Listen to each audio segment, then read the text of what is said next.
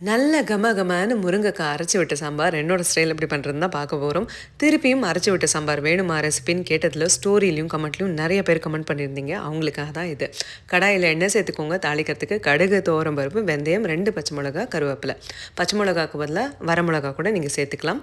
கூடவே காய்கறி முருங்கைக்காய், தக்காளி, குடமிளகா நான் சேர்த்துருக்கேன். காய்கறி மொத்தமாக உங்களோட சாய்ஸ். வேறு ஒரு வெஜிடபிள் வச்சு கூட செய்யலாம், இல்லை வெறும் வெங்காயத்தை வச்சு கூட செய்யலாம். கூடவே பெருங்காய பொடி, மஞ்சள் பொடி, உப்பு, சாம்பார் பொடி சேர்த்து திரட்டி விட்டுட்டு 1 நிமிஷம் அப்படியே விட்டுருங்க. அதுக்கப்புறமா புளி தண்ணி சேர்த்துக்கோங்க. புளி தண்ணி சேர்த்துட்டு மூடியை போட்டு அதை குக் பண்ணிக்கோங்க. ஒரு 5லேருந்து 8 நிமிஷம் கொதிக்க விடுங்க. என்னென்ன பொருட்கள் எவ்வளோ மெஷர்மெண்ட்டுன்னு டீட்டெயிலாக டிஸ்கிரிப்ஷனில் கொடுத்துருக்கேன், அதை பாருங்கள். அரைச்சி விட்ட சாம்பாருக்கு தேவையான பொருட்கள் தான் இப்போ நம்ம வறுத்துட்ருக்கோம். அதையும் டீட்டெயிலாக டிஸ்கிரிப்ஷனில் கொடுத்துருக்கேன். டைம் எடுத்து கொஞ்சம் படிங்க. நல்லா வறுத்ததுக்கப்புறமா ஆற விட்டு மிக்சியில் சேர்த்துருங்க. நான் வெங்காயம், பெரிய வெங்காயம் தான் சேர்த்துருக்கேன். கொஞ்சம் தனியாக மணமாகவும் இருக்கும், ருசியாகவும் இருக்கும். சின்ன வெங்காயம் சேர்த்திங்கன்னா கூடுதலான வாசனையும் டேஸ்ட்டும் இருக்கும். கூடவே தேங்காய் சேர்த்து நல்ல மையம் அரைச்சிக்கோங்க. பருப்புக்கு நான் துவரம் பருப்பை நல்லா ஒரு 4லேருந்து 5 விசில் விட்டு ஒரு சிட்டிகை மஞ்சள் பொடி போட்டு நல்லா குழைவாக வடித்து எடுத்து வச்சுருக்கேன்.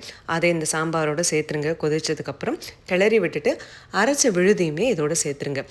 கண்டிப்பாக 2 டீஸ்பூன் நெய் சேருங்க சாம்பாரில். ரொம்ப ரொம்ப ஜோராக இருக்கும். என்கிட்ட நெய் இல்லாததுனால நான் நல்லெண்ணெய் சேர்த்துட்டேன்.